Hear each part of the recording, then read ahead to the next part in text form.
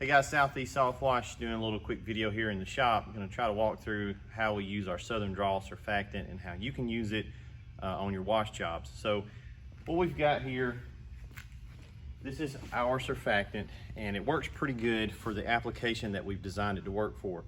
Had some feedback from a friend, Jason Guyman, texted me yesterday and was like, hey, I'm trying to downstream this stuff. It's not bubbling up very much. Well, I'm sure we could get it to work with the downstream system, but we did not formulate it with that in mind at all. This is made for soft washing through a 12 volt. So what we've done here is we've got the ratio on the bottle of 15:1. You can go 10:1 if you want to. So 1 jug of this to either 10 gallons of water or 15 gallons of water, either one. And we've got our 16-gallon surfactant tank right here on the front of the skid. So it's loaded up with 1 gallon. Poured that in there, filled the tank up, and what we're going to do is fire the system up and let you see. Now I've got some variability here with my surfactant line. So the middle one is my surfactant line. I can open this more or less and get a variation of how much soap do I want in this flow. So if I'm doing a house wash, that would be off. In this scenario, I've got the bleach, which is just water right now, and the water tanks both all the way open. And right now my surfactant line is cut off. So if we spray, no soap is coming into the mix. But what we're gonna do, I'm gonna let Emily come in here a little bit closer. Once I open this line up, try to zoom in on this skinny line here, you're gonna see a bright green stream come through here, and that's gonna let us know that we're pulling surfactant. And then we can vary that. We can have a house wash setting would be about right in there. That would be halfway open. When we do roofs, we normally open it all the way because I want maximum stickiness on those roofs. And there's just going to be a lot of scenarios where you want more or less surfactant in your mix that's coming out at the wand. So theoretically, you could mix it super thick in that tank and then just adjust it here and compensate for that. So we're going to fire it up. I'm going to start spraying out into the shop, pull a little bit more slack off on the hose reel, and just kind of watch right here and see when the line fills up with surfactant.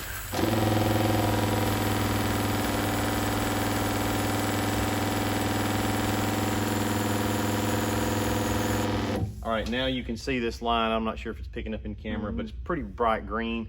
And now we've loaded up to the pump and just into the hose reel with surfactant. So it's gonna take about 50 seconds to get all the way through the hose here and come out at the wand, but I'm gonna show you how soapy this stuff is. So we're gonna walk over here to my drain in the floor, just so I'm not flooding the shop. All of our drains here on the property stay on the property, so that doesn't tie into the city system at all. It's not going anywhere, so we don't have any issues with that.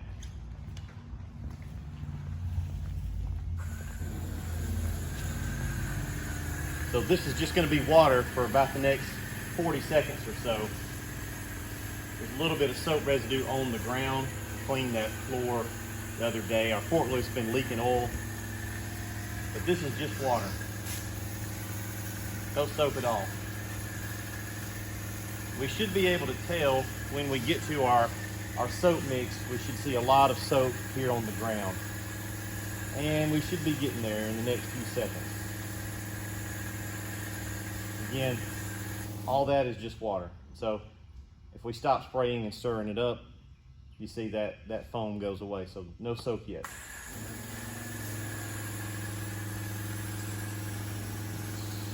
Okay, there's our soap. So the cool thing is it lets you know when you're to your mix. So you can kind of use your surfactant as a notification, if you will. Once you see that big soap bubble come out, and okay, now I know I'm spraying bleach and surfactant. I cut it off. When I see it go away, I know I'm back to water. And two, you'll get used to timing it in your mind. You just kind of know, okay, I should be about there. It's about 45 seconds to run 200 feet of line. So here's our surfactant. And let's put it on a fan spray.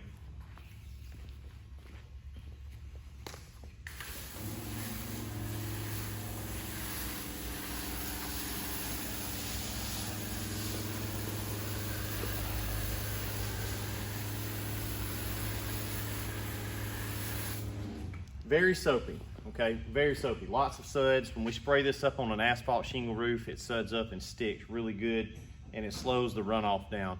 On a house wash, we normally wouldn't be wide open like this. We don't want quite that much surfactant. Like on a metal roof, we may not want as much surfactant, but you can play with it at the valve. You can vary it up or down, just get more or less. You can also adjust how strong you mix it in the tank. So you could dump 2 of those gallon jugs in that tank, have a really thick tank source, and then just dial it back at your valve. So lots of ways you can mess around with it and use it to your liking, but that Southern Drawl, it works great.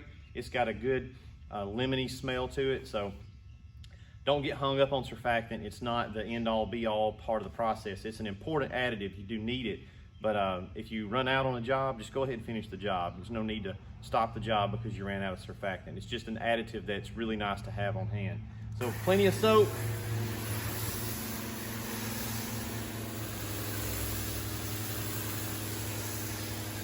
And we like it. So hopefully if you guys have ordered it, that'll help you get some knowledge on how to mix it in the tank, how to adjust it on the valves, and then what you can expect to see at the wand. So we're gonna go back and cut it off, flush this system out, put it back up.